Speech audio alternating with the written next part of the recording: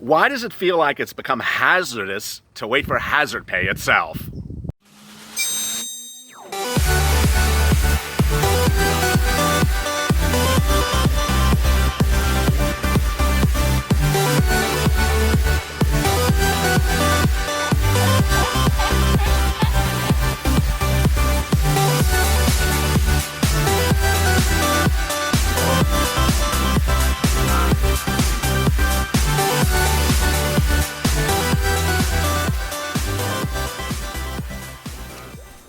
Hey, good afternoon, everybody. This is LALATE. Hope you're good and safe.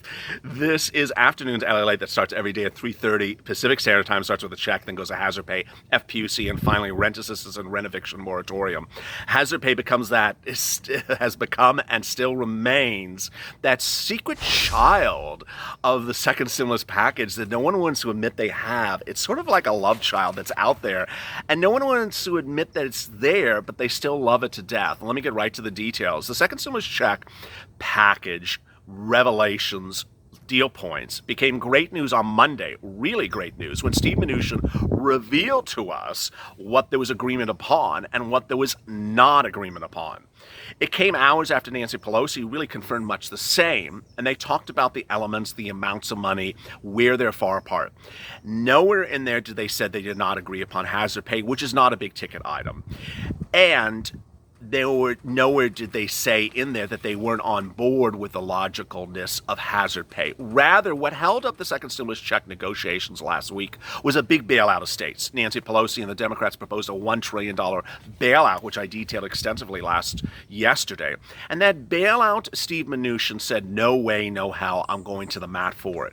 Now, here's a couple things that are really quite shocking about this bailout in the context of hazard pay. The context of hazard pay is that the first time the stimulus check package was approved, it gave fortunes to states, counties, and cities to pay you as essential workers. Many of you who are viewers of this channel are firefighters, city employees, public work officials, sanitations, or you work as an independent contractor for the cities. You qualify as an essential worker under the second stimulus package, which I'll get into in a second. But a lot of you didn't get any of that darn money. It's like, LALATE, I didn't get that money. I got a pink slip. I got fired. I saw the comments overnight. Hundreds of you said, I was a firefighter. I got laid off. I didn't get a penny. Well, guess what? Your state has your money. Your state went to the federal government and asked for fortunes for you and manifested the story that you're an essential worker. They couldn't pay your salary. They wanted money for you. And guess what they did? They fired you and kept the money. Well, what's that expression? Cheat me once, steal me twice. I'm messing it up.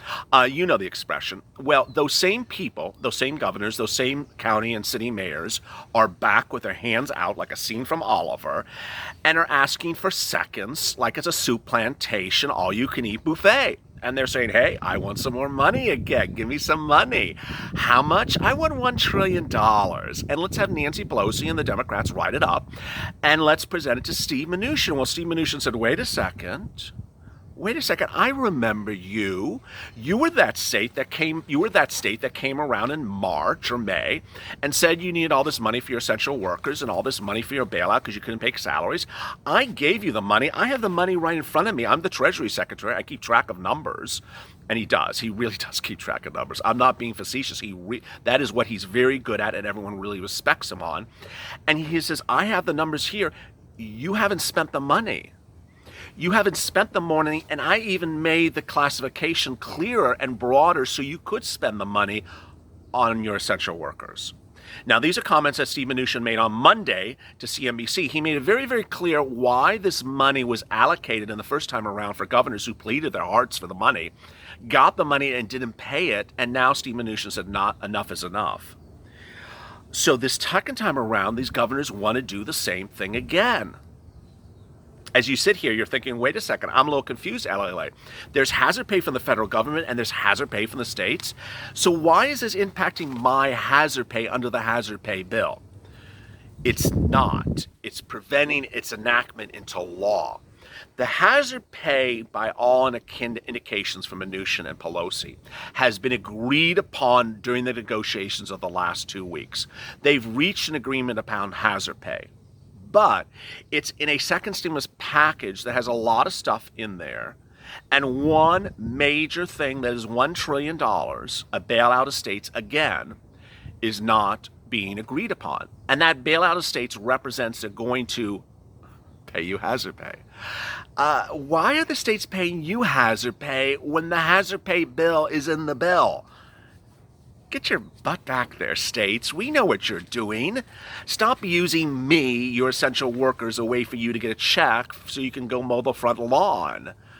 That's what they're doing, and someone caught on to them. Now, the real issue is, when would you see your hazard pay? How much would you see your hazard pay? How do you qualify for hazard pay? And I fully understand yesterday was a lot of fun and a lot of excitement. Most watched day, I think, ever in this channel. 7,000 new subscribers, and a lot of people were asking me questions. What is hazard pay? How do I apply for it? All those wonderful things. So I have to go over that right now, even though you may be an old-time viewer and you understand I've covered it before. So let me go over it right now. Hazard pay is a bill in the HEROES Act that would establish a fund for you to get paid for your work during the pandemic. Hazard pay's calculation is the following. It's based upon the number of hours you worked from January up to the present to determine the first lump sum. It looks at normal hourly, overtime hourly, part-time hourly, any type of hourly. It takes that number and it times it by $13 an hour, and it gets a number, it gets a calculation. It then will pay you a lump sum of up to $10,000 if your 2019 earnings were less than $100,000. And if your 2019 earnings are more than $100,000, then you'll just get $5,000. If you do that calculation and you're not at the threshold yet, you're less, let's say you're $3,000, no worry, you still get that lump sum. If you're over the threshold, then you would not get any more. You would just get the $10,000 or $5,000. People have asked, what if there's different jobs? Yes. So if you had different essential worker jobs, they would both apply, shall apply. More about that verb in a second. Shall apply. And then, so you could have $2,000 from one boss and $3,000 from another boss. Doesn't matter if you were fired, terminated, laid off. Doesn't matter if you quit. Doesn't matter if you no longer work there. And for people who work on a gig job or not an hourly, it causes some realm of confusion, but the bill says that you are eligible. So an example is truck drivers have dropped in the comments to my early videos on hazard pay over a month ago, said, oh, well, I know how many hours it takes me to drive the truck. I drive the truck, I mark it down. I know how much that is. Now, the boss may not mark it down, but I mark it down. So that's how basically it would work for someone who's on the gig or does it by the job. You would have to have some accounting of how many hours it is. Really, really, really great news. Now, next two questions are the major question, and boy, people stop me on the streets, sending me an Instagram. How do I literally overnight, every single question almost has been about hazard pay. It's like every one of their sisters just found out. It's, this is what happened with FPUC and PUA. People initially didn't know it existed, and then there was this swarm when people heard about it. Hazard pay is getting a lot of coverage now in the last 3 days, even though I'm the only one that's really covering it day in, day out for over a month. How do you apply for hazard pay? Okay, put down the coffee, put down the sandwiches because you're about to choke. You don't apply for it. Who applies for it? Your boss. What if the boss is bankrupt? I don't know. What if the boss doesn't have any business anymore? They close their doors? I don't know. What if the boss is a jerk? I don't know. What if the boss fired me? Still has to apply. Okay, does the boss have to apply LALATE? Okay, don't put any food in your mouth. Put all your hands on the table. Get all sharp weapons away from your hands, because I'm about to tell you the bad part of the bill. The boss does not have to apply. Yes. And the bill actually says they don't have to apply.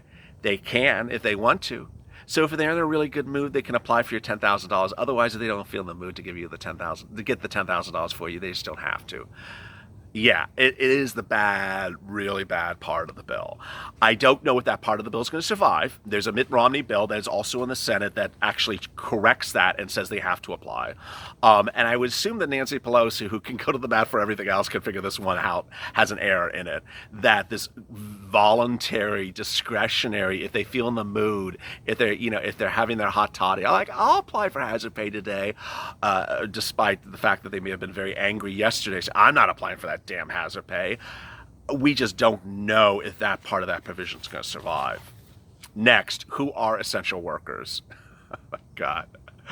I got to tell you, this is sort of comedy hour, and I'm not doing it now, but I'm getting incredibly hilarious requests from people like, I'm going to embellish it.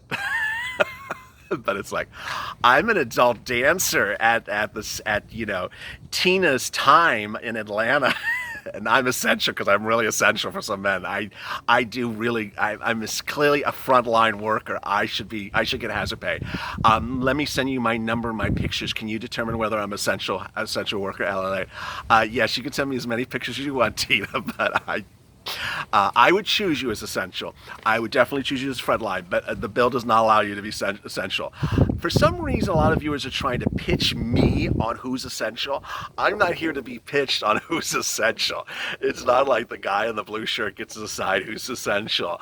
I mean, I would clearly put not essential.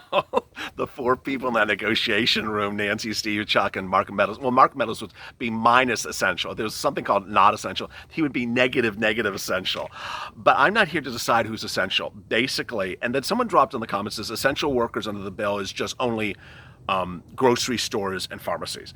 No, I don't know who's selling you that snake oil. Has some fish oil instead of snake oil. That's just not true. The bill has enormous classifications, which I've done 10 videos on, literally reading the bill line by line with the viewers of this is what's essential, that's what's essential. I'm not going to do it today. I think I said I was going to. I forgot. I can't remember everything. But let me just tell you who I clearly recall were essential in the bill. And it was pages of lines of items. All right, get ready. Everyone for transportation, truck drivers, Uber and Lyft, taxi drivers, anyone that drives a truck, anyone that drives a train, anyone in aerospace, whether you're on the plane. I think I messed up the word for flight attendant yesterday. I apologize. I don't know what word I used. It was the day in which I said your stimulus checks are coming next April. Yeah. I love when you realize I'm making an error. It's when the people don't realize I'm making an error. That's a little scary. So if whatever word I used for flight attendants yesterday, I apologize. I don't know what it was. But everyone on the plane, in the plane, below the plane, on the plane, not the snakes on the plane, but everyone on the plane, well, it's not the patrons, are essential workers. Everyone in the grocery store, essential workers. Everyone in the medical building, essential workers. And I get that question a lot. I only, clean the bedpans. Am I essential? Yes. You don't have to be the doctor to be essential. Anyone in the medical facility, in the medical building is essential. Farms, anyone in the farm operation, absolutely essential. Security guards, essential. Dentists, essential. Pharmacies, essential. Boy, I think I covered most of it. Warehouse and shipping and receiving, essential. USPS, essential. I have a pretty good memory. I think I covered most of it. I may have left out a few, but the ones I get a lot of, security guards, essential. I get a lot of people where they're like, I do this for that. It's not so much what you're doing, it's the industry, what's essential. The bill is focused on essential, and I need you to understand these three things as we go forward. One, I don't care what your boss said to you. My boss said I'm not essential. I'm sorry, he's a jerk. I don't care what he said to you. Two, I'm essential because the city where I am called me essential. No, the bill has its own classification for essential, so you need to throw out whatever your city, county, state, or your Nana says about you, whether you're essential or not. You have to throw it out. It's what's in the bill, and it's not what the guy in the blue shirt is trying to pitch. Three, there are areas in the bill that are gray areas that are clearly not clear. So the ones I always talk about are my Sam's Club, Costco, Walgreens, CVS. It just really depends. Uber Eats and Uber Eats, DoorDash are absolutely essential. Food delivery is absolutely essential.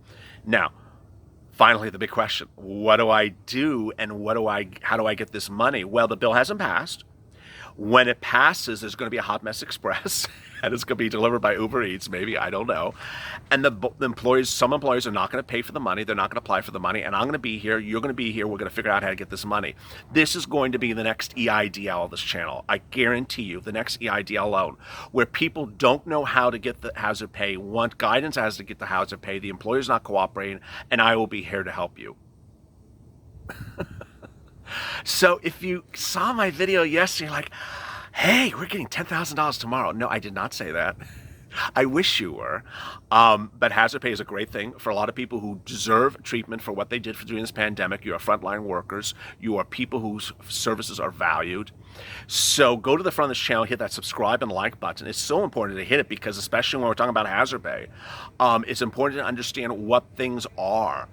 And it's important to get notification as soon as something happens. I will tell you when something happens, whether or not there's a video or not. I would drop it in the community message. So hit that subscribe, and there's a little bell next to it, an alert. 7,000 of you did it yesterday. So thank you for the new 7,000 that are in this community as we go fast. Coming up next is FPUC, PUA, and UI. And on that video, I'm going to go through the programs again because I haven't done it in a while. And then finally, rent assistance and rent grants and mortgage forbearance. As always, stay motivated, stay inspired, and stay with LA for more.